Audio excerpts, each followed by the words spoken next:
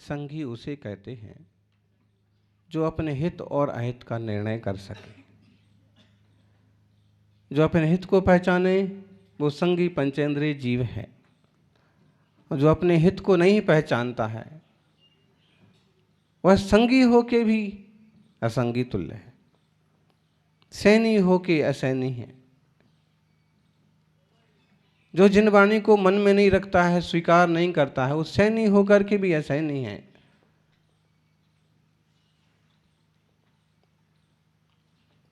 पशु पंछी भी अपना हित और अहित का विचार और विवेक करते हैं, क्योंकि सामान्यतः सभी का हित और अहित का विचार एकदम सामान्य धरातल पर और सांसारिक सोच के स्तर पर ही होता है। लेकिन जो विवेकवान भाग्यवान जीव होते हैं, जिनकी काल अवधि, जिनकी योग्यता पक गई है, वे वास्तविक सत्य निर्णय करते हैं और स्वरूप को समझ के, स्वरूप को पकड़ करके भव के पार जाते हैं, शुद्ध बुद्ध हो जाते हैं। कितने जन्म हो गए और कितने मरण हो गए, लेकिन आज तक जीव ने पाया क्या?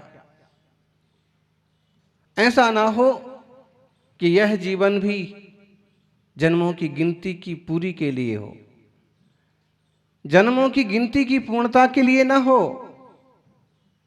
ऐसा पुरुषार्थ करना चाहिए।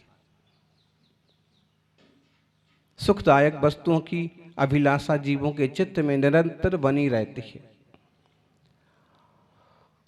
और सुखदायक वस्तुओं के अभिलाषी जीवों की काम के द्वारा, इच्छाओं के द्वारा क्या दशा होती है, आचार्य गुणभद्र स्वामी ने इसका गजब का चित्रण किया है। 101 नंबर का श्लोक है आत्मानुशासन का।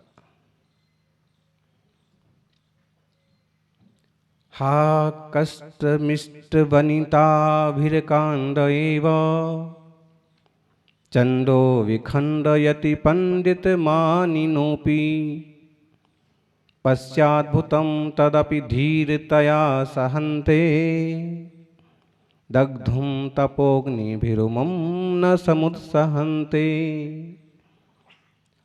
हाय, बड़े दुख की बात है, बड़े आश्चर्य की बात है कि सुख की खोज में यह जीव, यह मनुष्य ढेरों विषयों के पीछे भागता है, और पंडित और मान वाले व्यक्ति भी प्रचंड काम के द्वारा असमय में ही नष्ट किए जाते हैं। स्त्रियों के निमित्त से उनका मान खंडित होता है। हा कष्टम इष्टम वनिता भी अकांड एव। जो पंडित जी हैं, ज्ञानी हैं, पढ़े लिखे हैं, अपने आप में संगी पंचेंद्रिय मनुष्य हो जाना भी बहुत बड़ी बात है। और ऐसे जीव भी चंडो विखंडयति पंडित मानिनोपि, ऐसा चंड काम जो है वह खंडित कर देता है पंडित और मानियों के गर्व को भी। पश्चात भूतम तदपि धीरतया सहन्ते। और आश्चर्य की बात है कि वो लोग बड़ी धीरता से इस कष्ट को, इस दुख को सहन करते रहते हैं, और फिर भी उसी की पूर्ति के लिए पुरुषार्थ करते रहते हैं। देखिए, कोई अगर किसी को कष्ट पहुंचाता है, दुख देता है, तो उसे दुश्मन मान लिया जाता है कि भाई ये आदमी बहुत दुख देता है और ये बहुत कष्ट देता है और बहुत परेशान करता है, ये हमारा दुश्मन है। यहां उल्टा होता है। काम इस इंसान को, इस जीव को इतनी पीड़ा देता है कि शांत नहीं बैठ सकता है, विचलित होता है, चित्त एकाग्र नहीं रहता है। और अगर समझ लीजिए इसे कोई मिल भी गया निमित्त स्त्री आदि का, तो उसके पीछे गुलाम हो जाता है, जैसा चाहे वैसा नाचता रहता है। ये जीव का हाल क्या होता है? उसके निमित्त से सारी चीजों का संग्रह करता है। संसार तो ऐसे ही चलता है, दिखे ऐसे रहा है कि उसके निमित्त से कर रहा है, लेकिन वास्तव में ये क्या सोच रहा है कि इन सारे निमित्तों से मुझे सुख होता है, ये सब चीजें मिल जाती तो मुझे आनंद होता है, और इसलिए वो कर रहा।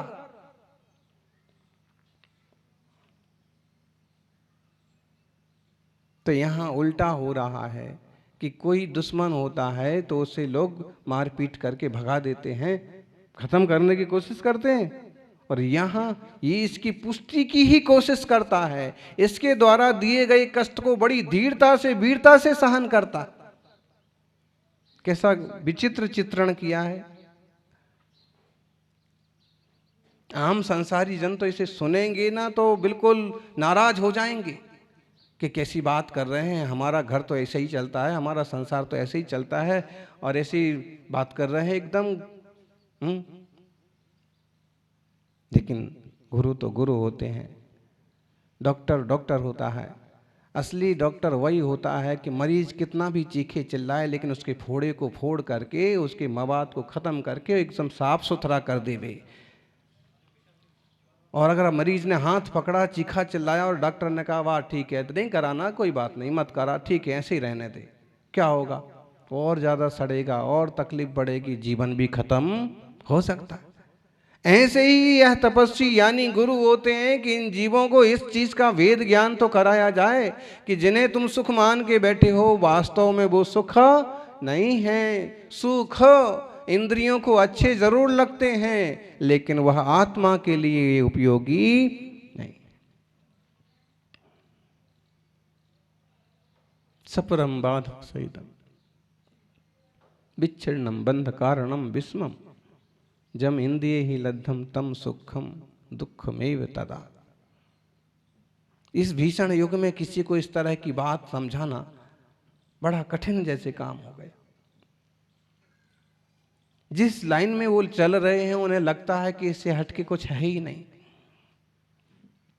यही सब कुछ है।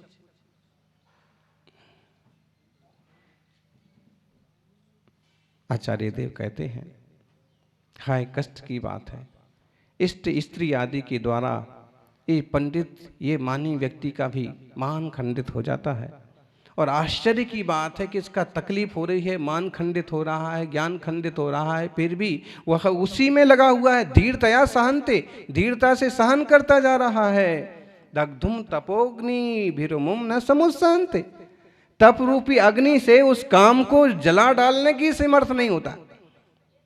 लोक में एक प्रसिद्ध है बात कि शिव जी ने काम को भस्म कर दिया, महादेव ने काम को भस्म कर दिया। वास्तव में जो महादेव हैं, आदिनाथ स्वामी हैं, उन्होंने काम को भस्म किया था, खत्म किया था। और काम को भस्म किया था इसका मतलब ऐसा नहीं कि कोई काम आया था और कोई काम नाम का इंसान था, देवता था और उसको मार डाला। त्रिशूल से खत्म कर दिया। त्रिशूल से माने रत्नत्रय रूपी त्रिशूल से काम विकार रूपी भाव को खत्म कर दिया, नष्ट कर दिया। इसलिए वो आनंद में रहे और आज परम सुख में विराजित है। लेकिन उनकी बात नहीं है कि जिनको कहा जा रहा है कि उनने खत्म कर दिया फिर भी स्त्री साथ में है।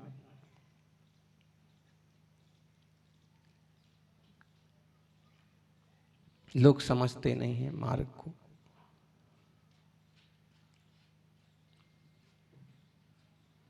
पंडित और मानियों का भी खंडित होता है मान।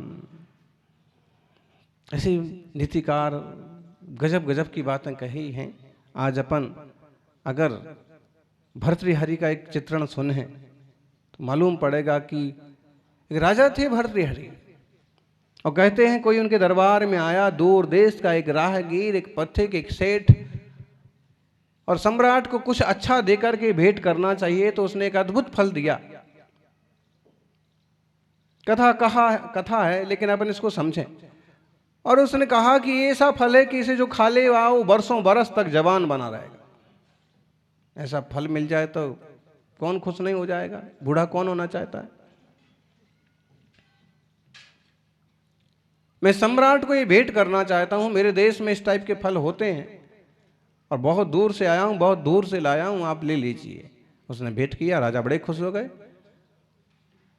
बहुत ज्यादा परीक्षण तो नहीं किया कि कैसे जवान रहते हैं। ऐसे बहुत सारे ऐड आते हैं ना, विज्ञापन आते हैं, च्यवनप्राश खाओगे तो जवान रहे आओगे, ये चॉकलेट खाओगे कि ये सिरप पियोगे, कि जो तरह तरह की चीजें आती हैं, और इसको पी लोगे कि खा लोगे तो आप एकदम सीढ़ियाँ चढ़ जाओगे और आप दौड़ लगा लोगे और आप ये हो जाएगा वो, ऐसे ही कुछ हुआ होगा। थोड़ी बहुत असलियत भी हो सकती है। ये फल खाएंगे तो आप जवान बने रहेंगे। राजा ने कहा बड़ी अच्छी बात है, फल ले लिया। लेकिन वो खाने की बजाय उसने विचार किया कि फल किसको देना चाहिए। रानी को बहुत प्यार करता हूं, रानी को देना चाहिए। मैं तो पुरुष हूं, वैसे ही ताकत बनी रहेगी। रानी की ताकत, रानी की सुंदरता बनी रहना चाहिए। रानी को दिया, रानी ने पा लिया। लेकिन रानी का किसी और से प्यार था। दुनिया तो ऐसे ही चलती, राग से मोह से, इसी को लोग प्यार कहते हैं। राजा बड़े अच्छे हैं, बड़े धर्मात्मा हैं, बहुत बुद्धिमान हैं, बहुत नीतिमान हैं और नैतिक हैं।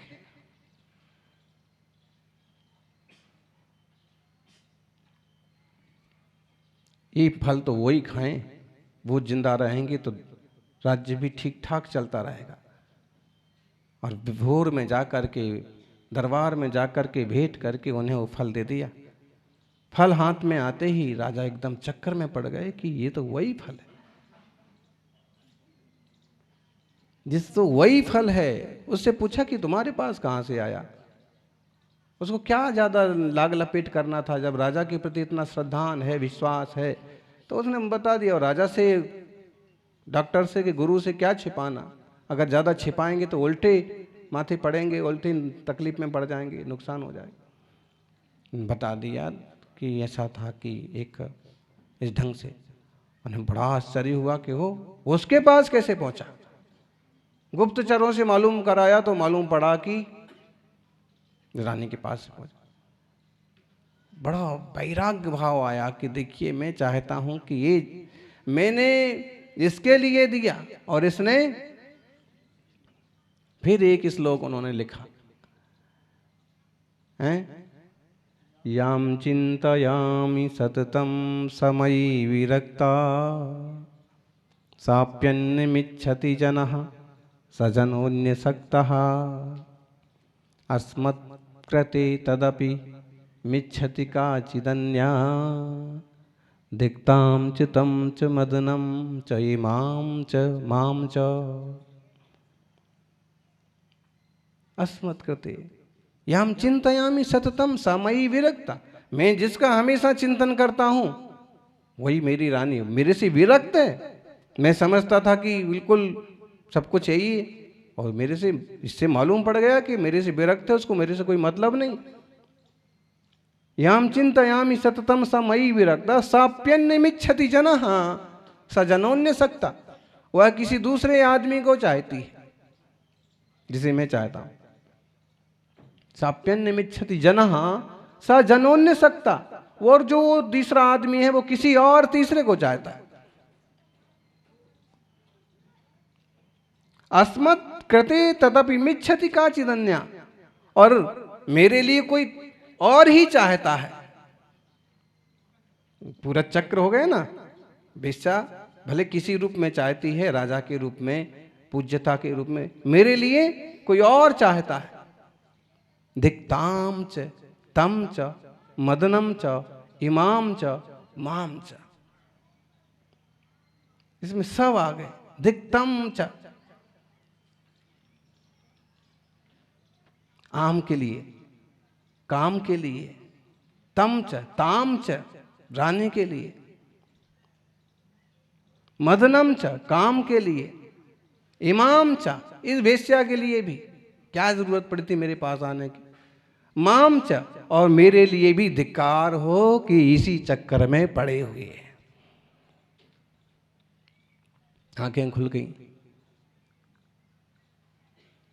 ज्ञानियों, संसार इसी तरह का चक्र है और इसी तरह की उलझनों में निज स्वरूप के बोध बिन यह जीव बस घूमता रहता है। इष्ट अनिष्ट की कल्पना करके, अच्छे बुरे का विचार करके और पदार्थों के पीछे, विषयों के पीछे भागता रहता है और आश्रवबंध करता रहता है, संसार बढ़ाता रहता है। जो इससे बच जाते हैं, जो स्वरूप को पकड़ लेते हैं, पहचान जाते हैं, वे जीव सिद्ध भगवान बन जाते हैं। कभी विचार करना,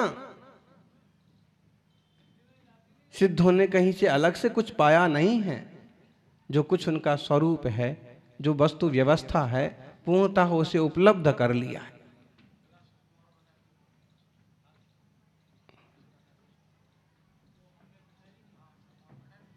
बाहर से कुछ जोड़ा नहीं है। और वैसे ही हमारा भी स्वभाव अनंत गुण युक्त है। शुद्ध द्रव्यार्थिक न्याय की दृष्टि से विचार करें तो यह आत्मा भी परमात्मा है। यह परमात्मा सा एव यो हम सा परमस्तता अहमेव मयोपास्यो नान्या कश्चित् दिति स्थिति। वास्तव में जो परमात्मा है वही तो मैं हूं, वही मेरा स्वरूप है। और इसलिए मेरे द्वारा मैं ही उपास्य हूं। कभी इस तरह से अपन का विचार करते हैं। क्षण क्षण में विभाव के द्वारा स्वभाव को खंडित करते हैं।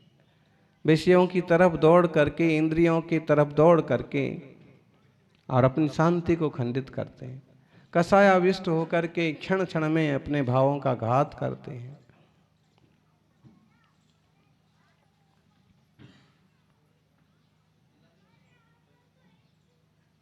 अपना पल पल घात, यह बड़ा नुकसानदायक है। यों भाव मरण सदियों से करता आया है। भाव मरण पल पल में हो रहा है। ज्ञानी सावधानी से, विवेक से प्रवृत्ति करें और इससे बचने का पुरुषार्थ करें।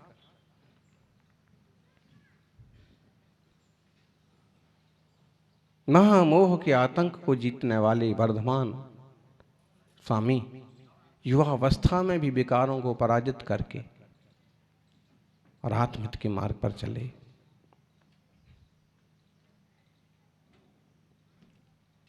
जिनने इस मार्ग को जाना समझा वो कृतकृत्य हो गए, और जिनने केवल शब्दों से जाना वो वापस उसी संसार में उलझ जाते हैं। रट्टू तोते की तरह हालत नहीं होना चाहिए कि हम जान लें और वापस उसी में उलझें। ज्ञान वह है जो वैराग्य की तरफ ले जाए, संसार और संसार के विषय भोगों से विरक्त होकर के आत्मरूप को पाने का पुरुषार्थ करें। यही मंगल भावना। जय बोलिए 24 तीर्थंकर भगवान की।